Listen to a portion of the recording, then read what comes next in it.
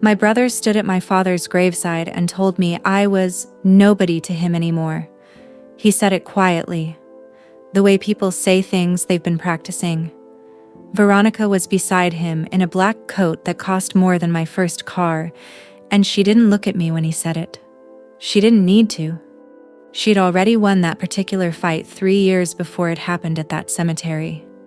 She'd just been waiting for the right public moment to let Danny say it out loud. My name is Clara Mitchell. I'm 41 years old and I run a daycare center called Morning Light out of a converted house on Elm Street that I bought with 11 years of savings and a small business loan I paid off in 6. I have 14 children in my care every weekday between the ages of 2 and 5. I know every one of their names, every allergy, every particular fear, every specific laugh. I have spent my entire adult life learning how to take care of people who couldn't yet take care of themselves. That started long before Morning Light.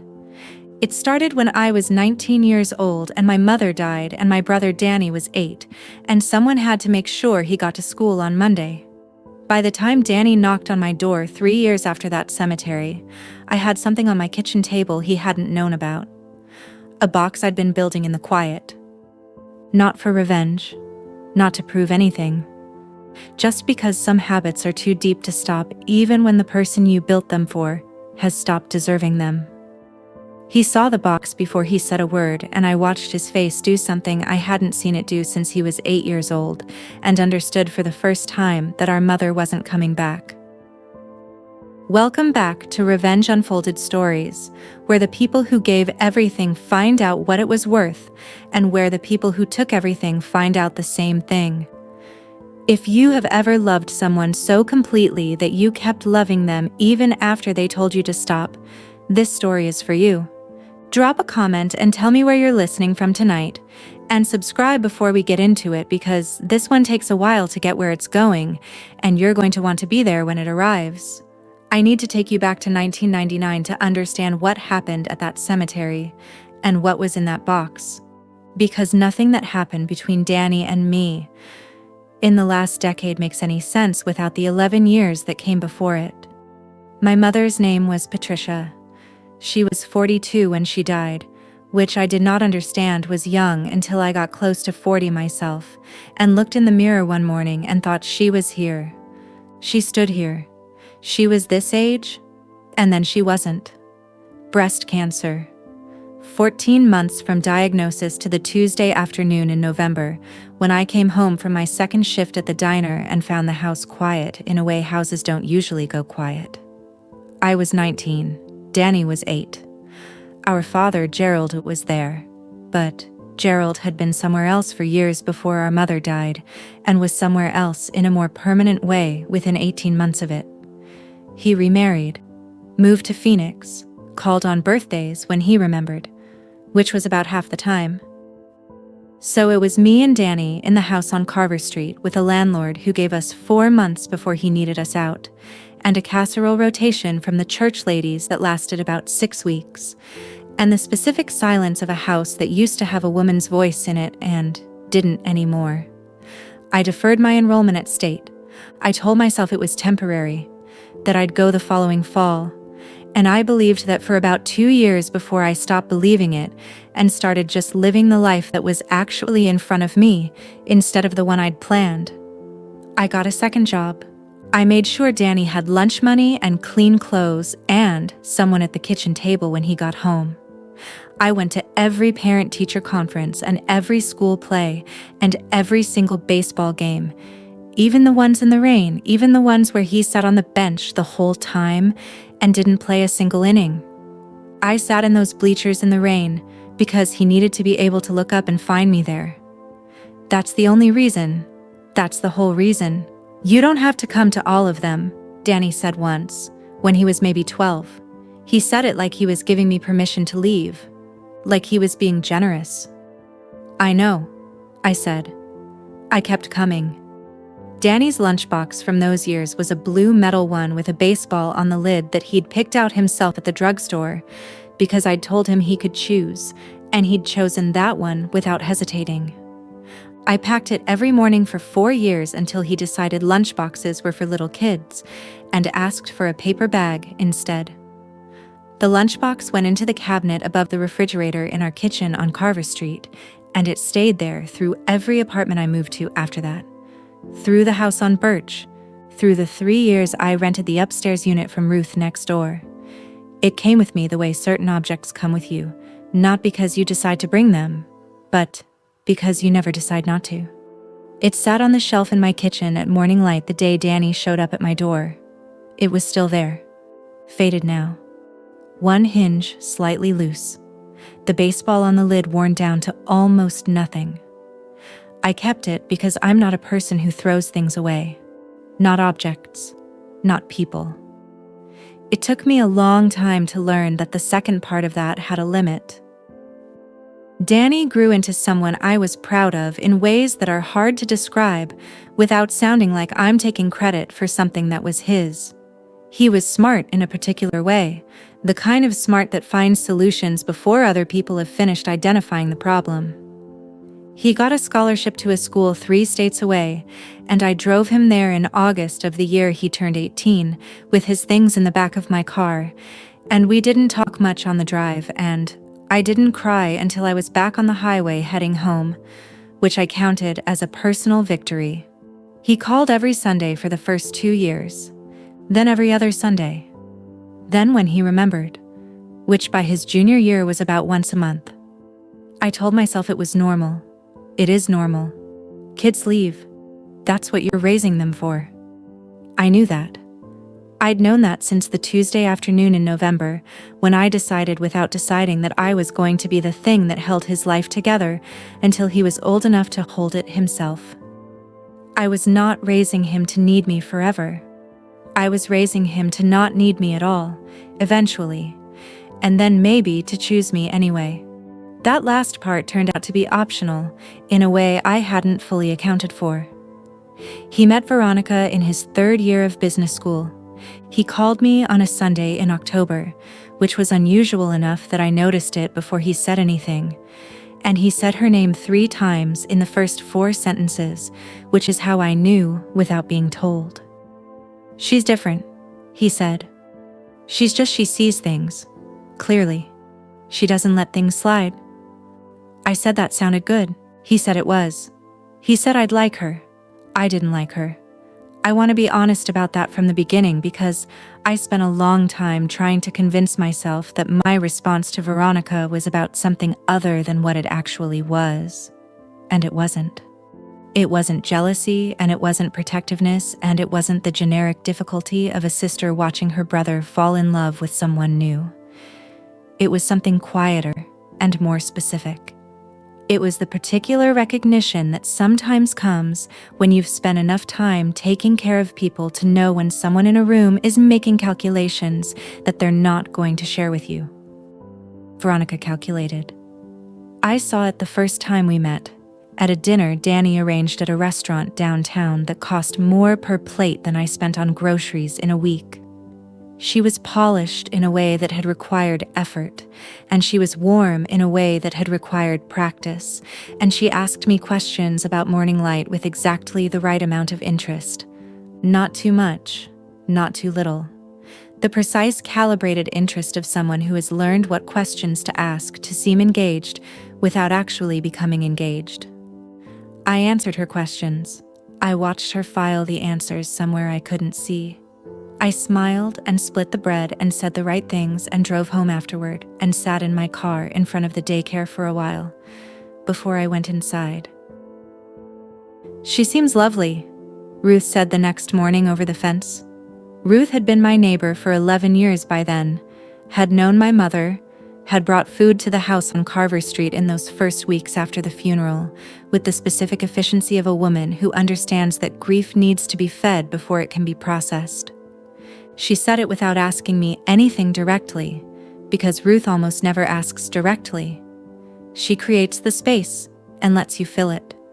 "She does," I said. Ruth looked at me for a moment. She didn't push. "Danny seems happy?" I said. "He does," Ruth said. And then she went back to her garden and I went inside, and that was the whole conversation, and it was enough. They got married in June of the following year. The wedding was in Connecticut at Veronica's parents' estate, which is a sentence I had never expected to say about my brother's wedding. 240 guests, a string quartet during the ceremony, a florist whose name I recognized from a magazine. I wore the blue dress I'd bought for the occasion, and I sat in the third row because the first two were Veronica's family, and I understood that without being told, and I watched my brother stand at the altar and look at her the way he used to look at baseball games when he was 8, with his whole face open and certain and completely without reservation. And I thought, okay. This is what it was for. All of it. This is what the lunch money and the rain and the Sunday drives and the 11 years of everything were pointed toward. This moment. This face he's making right now. You look like your mother, Ruth said afterward at the reception. She'd come as my guest because I hadn't wanted to sit at a table of strangers alone. She pressed my hand when she said it, and I looked at the ceiling for a moment the way you look at ceilings when you're not going to cry, and then I looked back at her. Don't, I said. Okay, she said. She handed me her wine glass. I took a sip. The changes started small, the way changes always start when someone is engineering them carefully. The Sunday calls became less frequent. Danny had a lot going on, which was true. He and his business partner Marcus had launched a logistics company called Harrow Group that was growing faster than either of them had planned for, and the demands on his time were real, and I understood that. But there was a texture to the calls that changed, a background presence. Veronica didn't get on the phone herself. She didn't need to. I could hear her in the pauses, in the way Danny would sometimes start a sentence and then redirect it, in the new, careful quality of his voice when he talked about visiting. We were thinking maybe spring, he said once, about coming to see the daycare, which he'd been promising to visit since I opened it. Veronica's schedule is pretty packed through February. Spring is great, I said. Spring came. They didn't. The first Christmas after the wedding, I drove to their apartment in the city, a place on the 14th floor with windows that looked out over the whole east side and furniture that looked like it had been chosen by someone who thought about furniture professionally. Veronica made a dinner that was technically flawless and personally cold, in the specific way that cold things are when they've been prepared with great precision. She called me Clara exactly once, at the beginning of the evening, and after that didn't address me directly by any name at all. Danny was warm and slightly too loud, the way people are when they're compensating for attention they're pretending not to feel. I ate the dinner. I thanked her for it genuinely because the food was genuinely good. I drove home at 9 because I'd told them I had an early morning, and I did have an early morning, but that wasn't entirely why I left at 9. How was it? Ruth said when I got home. She was on her porch despite the cold, which was her way of being available without making it obvious she was waiting. Good, I said. She looked at me. The food was excellent, I said. Said Ruth. I went inside. I made tea. I sat at the kitchen table and looked at Danny's lunchbox on the shelf for a while. Then I went to bed. The second Christmas, I was not invited. Danny called 3 days before to say they were doing something small, just the two of them, a trip to Vermont. He hoped I understood. I said of course. I cooked for Ruth and her daughter Patrice, who came down from Albany. And I was fine. I was genuinely fine, because I had been practicing being fine about Danny for long enough that it had become something close to true.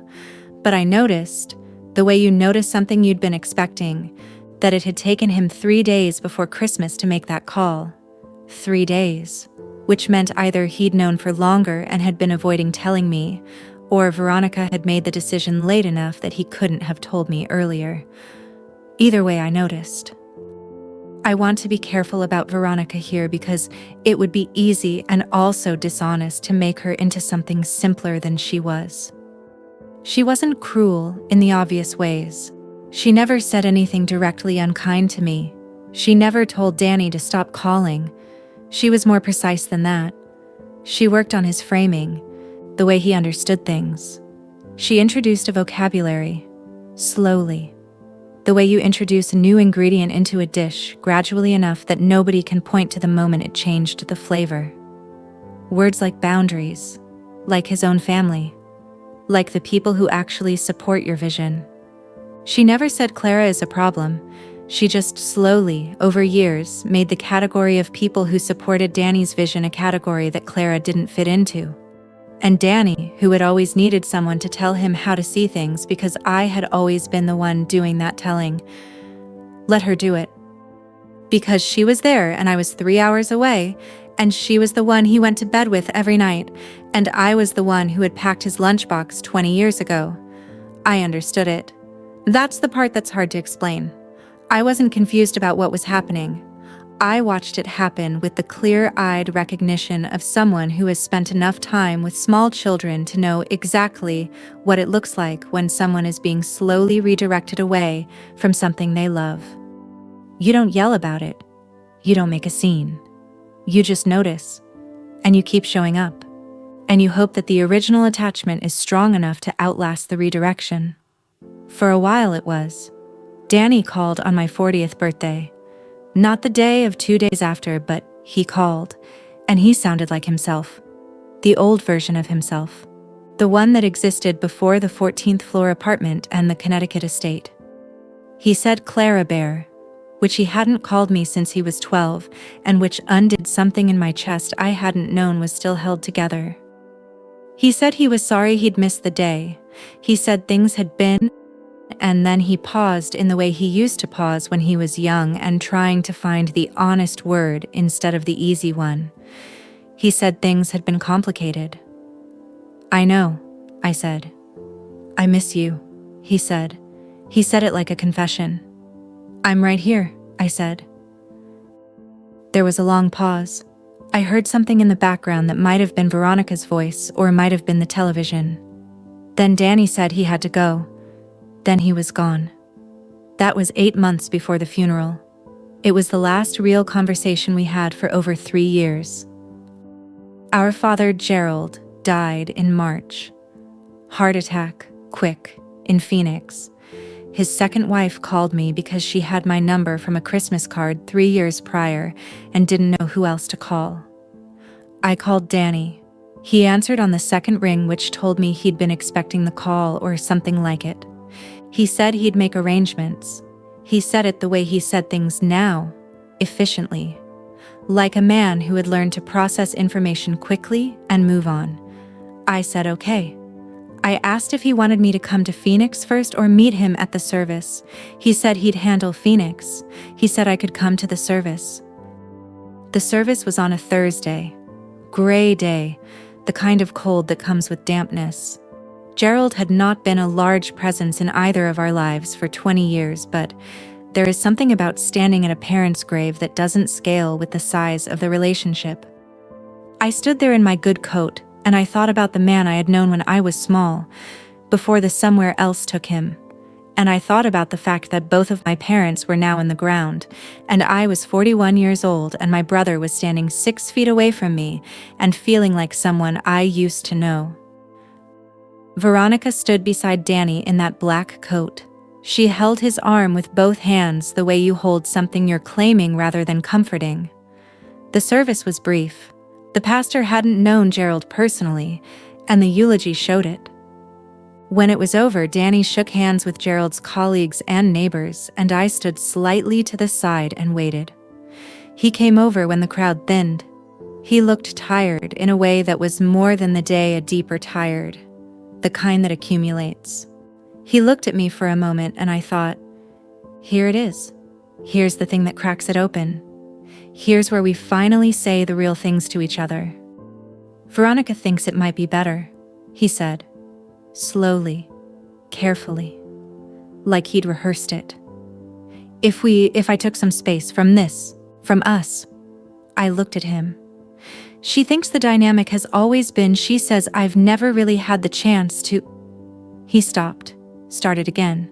She says you've always needed to be needed, that it's not healthy for either of us. I stood very still. I need you to know, he said, that I love you. But Veronica is my family now. And I think I need to figure out who I am without me, I said. He didn't answer, which was an answer. Okay, I said. Clara. Okay, Danny. I said it the second time the way you say something when it's finished. Not angry, not broken, just done. I looked at him for another moment, at this man who had been 8 years old with a blue lunchbox, and a whole life ahead of him that I had spent my 20s building the foundation for. And then I looked at Veronica, who was watching from 6 feet away with the specific stillness of someone watching a plan complete itself. And then I turned and I walked to my car. Ruth called that evening. I didn't answer. She left a voicemail that was 4 words. I'm here, she said. That's all. I played it twice. Then I put the phone face down on the kitchen table next to Danny's lunchbox, and I sat there in the dark for a while. Not crying, just sitting, letting the quiet be what it was. The first week of silence was the hardest. Not because I was waiting for him to call. I wasn't. I understood what had just happened with enough clarity that waiting felt beside the point. But because silence after a long relationship has a physical quality. It takes up space. It sits in rooms where someone used to be and reminds you of the shape of them. Danny had been in my life for 33 years since the day he was born and I was 8, and my mother let me hold him in the hospital, and his whole hand fit around my index finger, and the absence of him had a weight that I hadn't expected, even though I'd seen it coming. I went back to work on Monday. That was the right decision. Morning light in the early spring is a particular kind of beautiful. The kids come in with the smell of the outside still on their coats, and they're loud in that specific wholehearted way of children who haven't yet learned to manage their own volume. I opened the door at 7, and by 7:15 the building was full of noise and color and the specific chaos of 14 small people who needed things. Juice, crayons, someone to tie a shoe, someone to referee a disagreement about a red truck. I was needed in the immediate, constant, specific way that leaves no room for the other kind of thinking, and I was grateful for it in a way I hadn't been grateful for it before. You seem tired, said Maya, my assistant, on Wednesday. She's 26 and perceptive in the way young people sometimes are before life teaches them to be more careful about saying what they notice. I'm fine, I said. She looked at me the way Ruth looks at me. The Hendersons called about Lily's nap schedule, she said, letting it go. I'll call them back, I said. I did. I called the Hendersons back and I adjusted Lily's nap schedule, and I made lunch, and I read 3 picture books out loud in the afternoon, and I locked up at 6 and drove home and made dinner and sat at the kitchen table. The lunchbox was on the shelf where it always was. I didn't look at it directly. I looked at it the way you look at something out of the corner of your eye when you're not ready to look at it straight. The box started about 2 weeks after the funeral. I don't know exactly when I decided to make it or if I decided at all. I was at the drugstore on a Saturday for dish soap and vitamins, and I walked past the card aisle and I stopped. Danny's birthday was in 6 weeks. I had bought him a birthday card every year of his life. I stood in the card aisle for a long time. Then I picked one out. It was simple, no joke, no glitter, just a blue card with a clean design and space inside for writing. I bought it. I went home. I wrote in it. I sealed the envelope. I wrote his name on the front. Then I put it in a shoebox on the shelf in my closet because I had no address to send it to. His number still worked. I hadn't tried it, but I assumed it still worked, but a birthday card sent as a text is not a birthday card. And I knew he wouldn't respond to a letter and I wasn't going to call. So I put it in the box. And then I thought, well, it's in a box now. The next thing that went in was an article. Harrow Group, Danny's logistics company, was featured in a regional business magazine in July. A profile of Danny and Marcus and the growth they'd managed in 3 years. I found it while I was waiting at the dentist's office. I read it twice. Then I asked the receptionist if I could take the magazine, and she said yes, and I tore out the pages carefully and took them home and put them in the box. It kept going from there. A birthday card every year, written and sealed, never sent. Articles about Harrow Group when they appeared, which became more frequent as the company grew. A photograph from Ruth. She'd found a box of old pictures from Carver Street and scanned some of them and printed one of Danny at 9 in the backyard with our mother's garden behind him. His face turned toward the camera with that unself-conscious grin he had before he grew into the careful version of himself. That went in the box. A newspaper clipping about a little league team in our town that won the state championship, not because Danny had anything to do with it, but because he would have cared about it, would have found it interesting, and I had no one to show it to who would care in the same way. I want to be clear about what the box was not. It was not a shrine. It was not a monument to grief or to loss or to the relationship we used to have. It was something more ordinary than that. It was the thing I did instead of calling, instead of texting, instead of driving to the city and standing outside the building on the 14th floor and demanding to be let up. The box was where I put the things that had nowhere else to go, because I had been in the habit of sharing everything with Danny for 33 years, and the habit didn't stop just because the person it was pointed at had asked me to redirect it. Ruth knew about the box. I hadn't told her directly.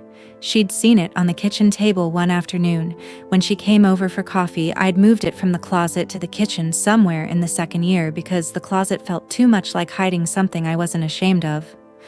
She looked at it. She looked at me. She sat down and poured her own coffee.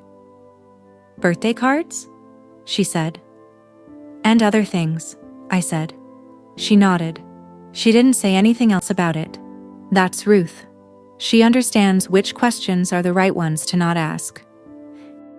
If you have been following someone else's story your whole life, and then one day that story closes its cover and you have to figure out what your own story is, you know what the next part felt like.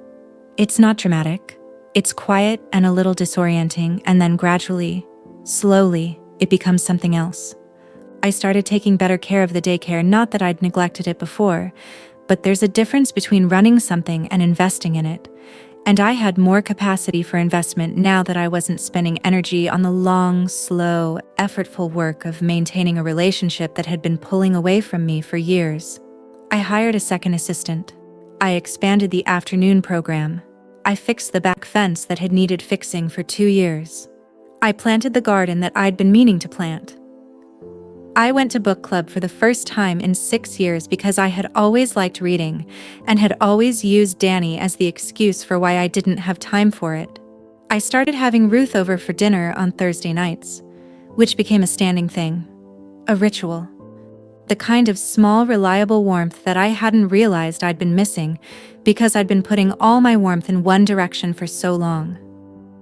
"You seem better," Maya said, about 8 months after the funeral. "I am better," I said. And I meant it. Not in the way you mean it when you're performing being fine, in the actual way. The lunchbox stayed on the shelf. The box stayed on the kitchen table. I added to it when there was something to add. I didn't count the months, I just lived the life that was in front of me, which had turned out to be a pretty good one. And I let Danny be wherever Danny was, which I assumed was somewhere in the direction of whatever Veronica had decided their life should look like. I was right about that, as it happened, but not for as long as she'd planned. If this story is landing somewhere real for you tonight, I want you to stay with me through what comes next, because the next part is the part that changes the shape of everything that came before it. Subscribe if you haven't yet, and drop a comment below. Tell me if you've ever kept something for someone who didn't know you were keeping it. I read every single one. The call came on a Thursday evening in October, 2 years and 7 months after the funeral. I was at the kitchen table with Ruth, eating the soup I'd made and the bread she'd brought, which is how our Thursday dinners usually go. I cook. She brings something baked. We talk about the week. My phone lit up on the table between us. Danny's name. We both looked at it. Ruth picked up her bread very carefully and looked at the window. I answered. Clara. His voice had a quality I hadn't heard in it since he was very young, something stripped of the practiced efficiency. He sounded the way he used to sound when he was small and had had a bad day and was trying not to show how bad it had been.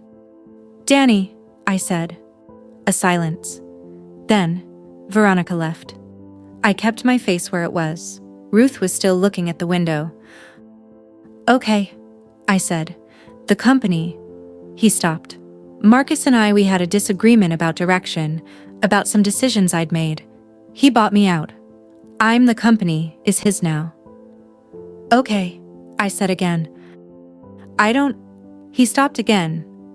He was doing that thing where he was looking for the honest word. I don't have a lot of places right now, Clara. I'm in a hotel. I've been in a hotel for 2 weeks. I didn't know who else to call. I looked at the lunchbox on the shelf. You can come here, I said. Another silence. Longer this time. Clara, after what I said at the... You can come here, I said again. I'll make up the spare room. He arrived the following Saturday afternoon. I heard his car in the driveway, and I stayed at the kitchen table because going to the door immediately felt like something I needed to not do. I let him knock. I let myself get up at my own pace and walk to the door at my own pace and open it at my own pace. He looked thinner than I remembered. He had 3 days of beard and a duffel bag, and the specific expression of a man who has had a very long time to think about things and isn't sure if what he's thought is enough. He looked at me. I looked at him. Neither of us said anything for a moment. Hi, he said finally. Hi, I said. Come in. He stepped inside. He looked around the kitchen the way people look at places they've only half known, taking inventory. His eyes went to the lunchbox first, I think, because it was familiar, because it was the same blue it had always been, because some things persist regardless of everything else. Then his eyes found the table. The box was there, open. I'd opened it that morning because I'd been adding something, a photograph from Ruth, a recent one, of a community event we'd both attended, and I'd left it open on the table without thinking about it. Or maybe thinking about it more than I was willing to admit. Danny walked toward the table slowly. He looked into the box for a long time without touching anything. Clara, he said, very quietly. Sit down, I said. I'll make coffee. He sat. I made coffee. I moved around the kitchen the way I move around it every morning, the way I've moved around it for 11 years, and I let the normalcy of it do what normalcy does in a room that needs steadying. The coffee maker ran. The kitchen smelled the way it always smells. Danny sat at the table with the box in front of him, and I didn't tell him he could look through it, and I didn't tell him he couldn't. I just made the coffee. When I set the mugs down, he had one of the birthday cards in his hand, the first one from the year after the funeral. He was holding it carefully, the way you hold something you're not sure you have the right to touch. He looked up at me. You wrote these, he said. Not a question. Yes, I said. Every year. Yes. He set it down and picked up the magazine article, the one from the regional business magazine. He looked at it for a moment. His face did something complicated. You saw this? I cut it out at the dentist's office, I said. I asked if I could take the magazine. He put it down. He looked at the photograph Ruth had printed, the one from the backyard at Carver Street, the one with Mom's garden and his 9-year-old face grinning at the camera. He held it for longer than the others. His jaw moved once, the way jaws move when someone is doing the thing where they are absolutely not going to cry. Clara, he said. His voice had gone quiet in a different way than before, not the emptied-out quality of the phone call, something closer to the bottom of something. I called you nobody. You did, I said. At Dad's at the... He stopped. I said you were nobody to me. I remember, I didn't. He looked at the birthday cards, 5 of them in a small stack, 5 years of sealed envelopes with his name on the front. I was saying what I'd been told to believe. That's not an excuse. I know it's not an excuse. Danny. I said his name the way I used to say it when he was young and getting lost in a spiral and needed to be brought back to the surface. He looked at me. Drink your coffee, I said. He drank his coffee. We sat there for a while without talking, which is something I have always been better at than he is, and I let the silence run until it became something easier than it had been when it started. Outside the kitchen window, the afternoon was doing the October thing where the light goes gold and flat, and everything looks like it's been photographed from a slight distance. I looked at Danny across the table and I thought about the drive to college, the way he'd looked out the passenger window most of the way, and I thought about the phone call on my 40th birthday when he'd called me Clara Bear and then had to go, and I thought about the baseball games in the rain, every single one, and how he'd looked up from the bench every time to find me there. Every time. Without fail. She told me you needed to be needed, he said eventually, quietly. That it wasn't healthy. That you'd never let me grow up properly because you needed someone to take care of. I considered that. There might be some truth in it, I said. He looked surprised. I did need to be needed, I said. Especially in the beginning. It was what I had. After Mom. I'm not saying it was entirely healthy. I picked up my mug. But there's a difference between needing to be needed and using someone. I never used you, Danny. Everything I gave because I wanted your life to be okay. Not because I needed credit for it. He was quiet for a long time. She left because of the company, he said finally. When Marcus bought me out. When the money changed. He said it without drama, just putting it on the table the way you put something heavy down when you've been carrying it too long. She didn't stay when things got smaller. I know, I said. You knew she would. I thought she might, I said. I hoped I was wrong. He nodded once, slowly. You were never wrong about anything, he said. When we were kids, you saw things coming and you got ready for them, and you never made a big deal about being right. I used to think it was annoying, a sound that was almost a laugh. I think now it was just what kept us okay. I looked at the lunchbox on the shelf. Do you still have that? He said, following my eyes. It came with me everywhere, I said. He got up from the table, he walked to the shelf, and he stood in front of the lunchbox for a moment and then he picked it up very carefully with both hands. He turned it over. The hinge caught the afternoon light. He ran his thumb over the baseball on the lid, the worn-down place where the image had almost disappeared. I remember picking this out, he said. You didn't hesitate, I said. You just walked straight to it. He held it for another moment, then he set it back on the shelf in the exact place it had been. He stood there with his back to me for a moment, and I could see from the set of his shoulders what was happening, and I let it happen without saying anything because some things need to be allowed their space. When he turned around, his eyes were red, but his face was steady. I'm sorry, he said, for all of it, for what I said at the funeral, for the years before it, for letting her. He stopped. For choosing the easier thing instead of the true thing, for a long time. I looked at him, at this man who had been 8 years old and then 18 and then 30, and then the man at the cemetery in October who had said words he'd been rehearsed into saying and now was standing in my kitchen with red eyes and a duffel bag looking at me the way he used to look at me when the day had been too big and he needed to know that someone was there. I know, I said. That's it? He said. What else do you want me to say? He almost laughed again. I don't know. Something harder. You've had a hard enough week, I said. Come on, I'll show you the spare room. He stayed for 3 weeks. I want to be honest about what those 3 weeks were and weren't. They weren't a full repair. 3 weeks doesn't repair 33 years of complicated and 3 years of silence. We didn't have the big conversation where everything was explained and resolved and understood. We had a lot of small ones. In the morning over coffee, at the kitchen table after dinner, on the back porch on the evenings that were warm enough.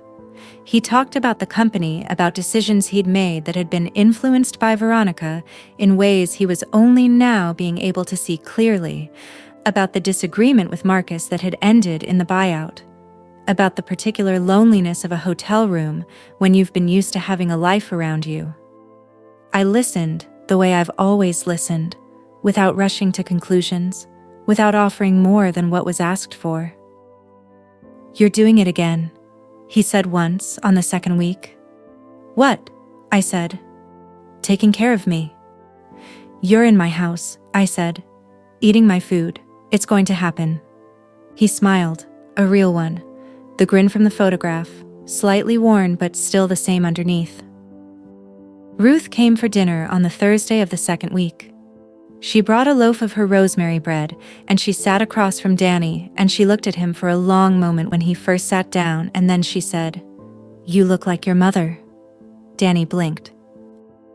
"I knew her," Ruth said simply. "She was a good woman. She would be proud of the sitting down part." "The sitting down part," Danny repeated. "It's the hardest part," Ruth said. "Most people never manage it." She poured herself wine and asked him about his plans going forward, and didn't mention Veronica or the funeral or any of the rest of it, and by the end of the evening Danny was talking to her the way he used to talk to people before he learned to be careful openly, with both hands, letting the conversation go where it wanted to go.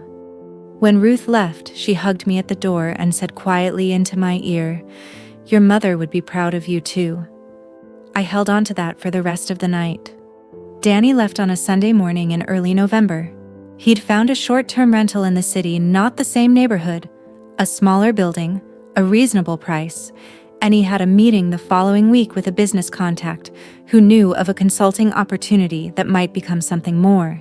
He'd been making calls from the kitchen table all week with a notepad and a pen, and the particular focused energy of someone who has decided to rebuild something from the ground up and knows exactly what that costs, because they've watched someone else do it. I recognized it.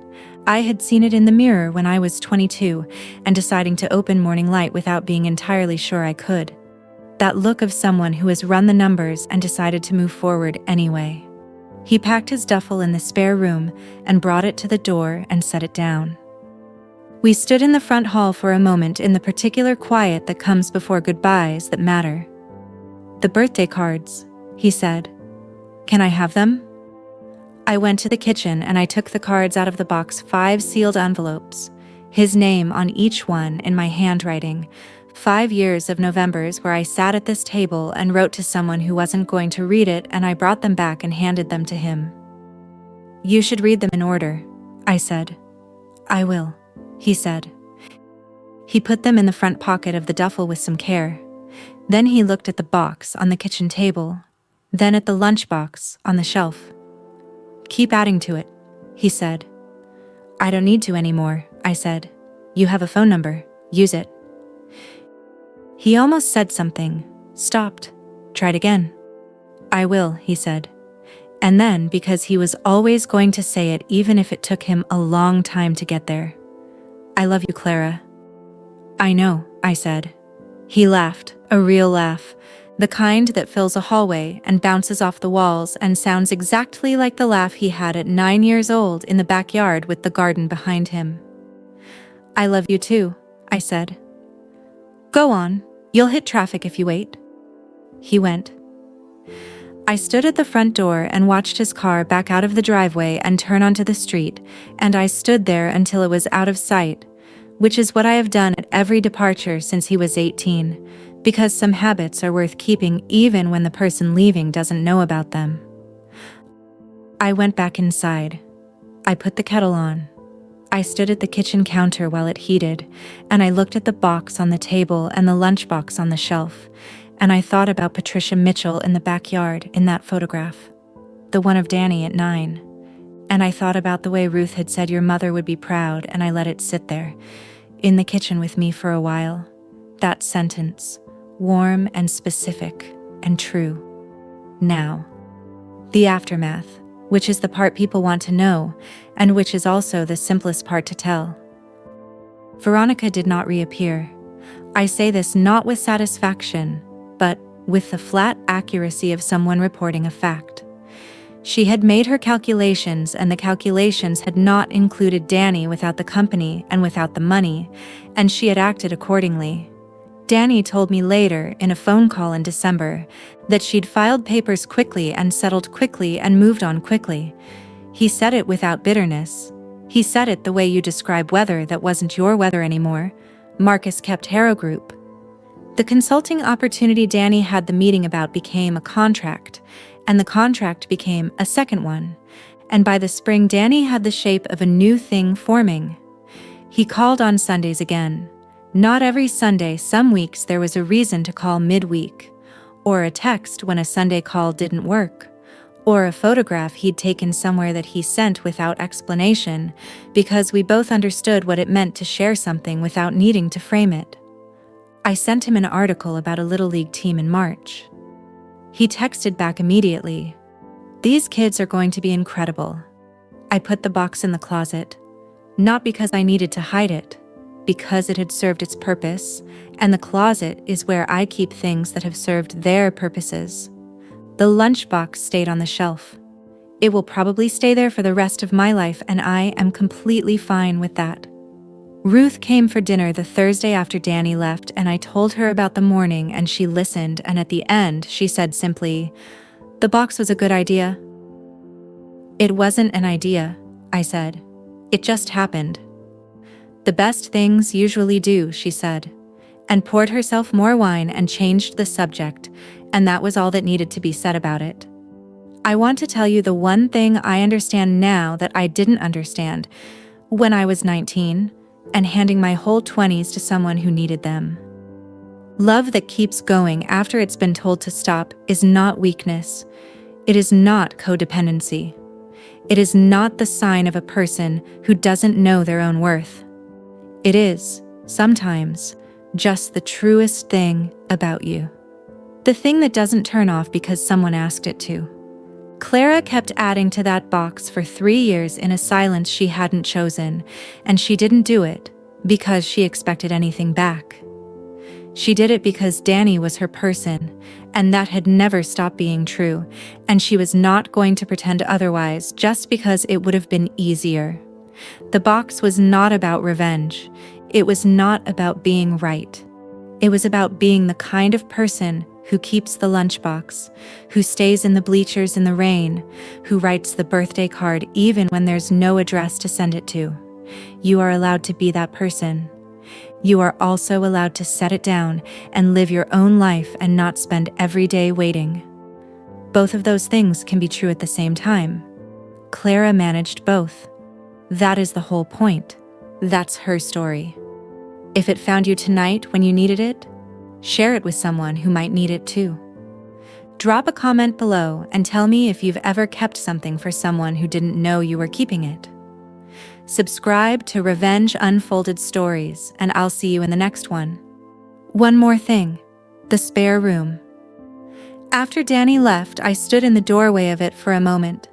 The way I stood in the doorway of his room on Carver Street the morning after I'd decided I was going to stay. The bed was made.